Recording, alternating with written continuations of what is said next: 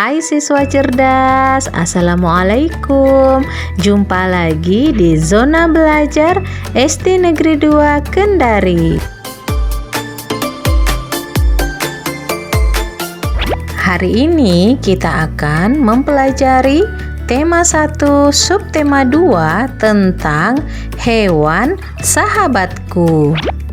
Tujuan pembelajaran kita mengidentifikasi perkembangbiakan hewan, mengidentifikasi kondisi geografis negara-negara ASEAN, menuliskan ide pokok pada paragraf.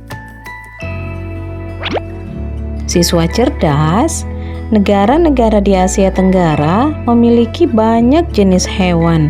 Beberapa di antaranya ada yang dijadikan sebagai makanan, simbol negara, atau dijadikan sebagai hewan peliharaan.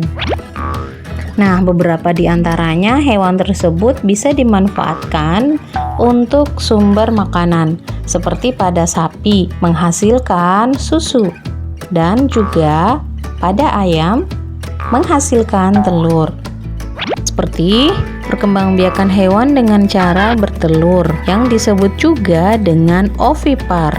Selanjutnya, perkembangbiakan dengan cara beranak disebut juga dengan vivipar, dan perkembangbiakan dengan cara bertelur dan beranak disebut dengan ovivipar, seperti pada gambar.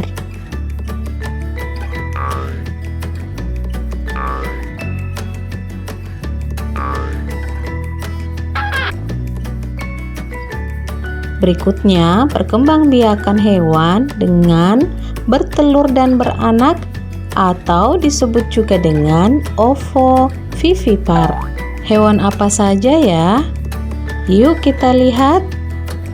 Nah, ini dia nih, hewan yang berkembang biak dengan cara ovovivipar, seperti ikan hiu, kuda laut, dan platypus.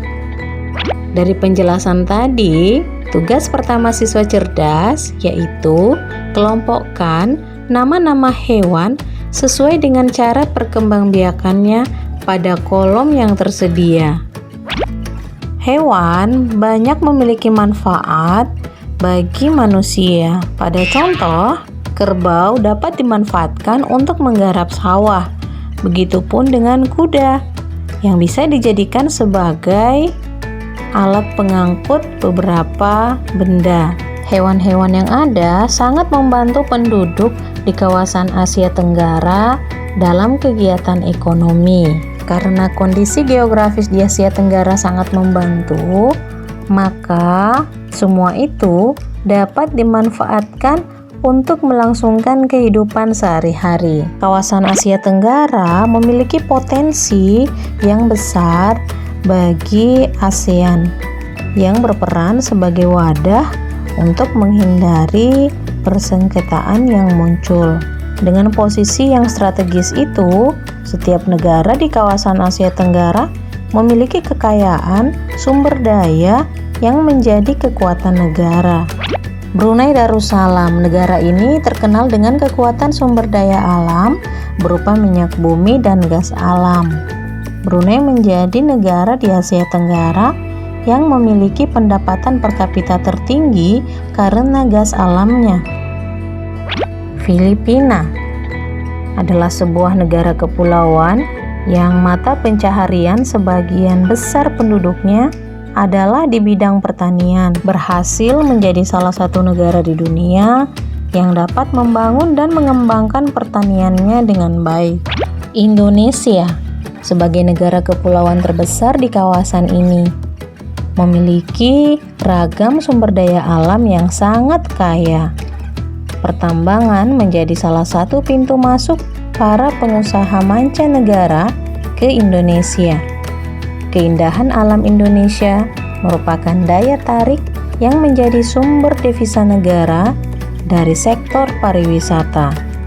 Kamboja mengalir Sungai Mekong yang merupakan daerah yang subur.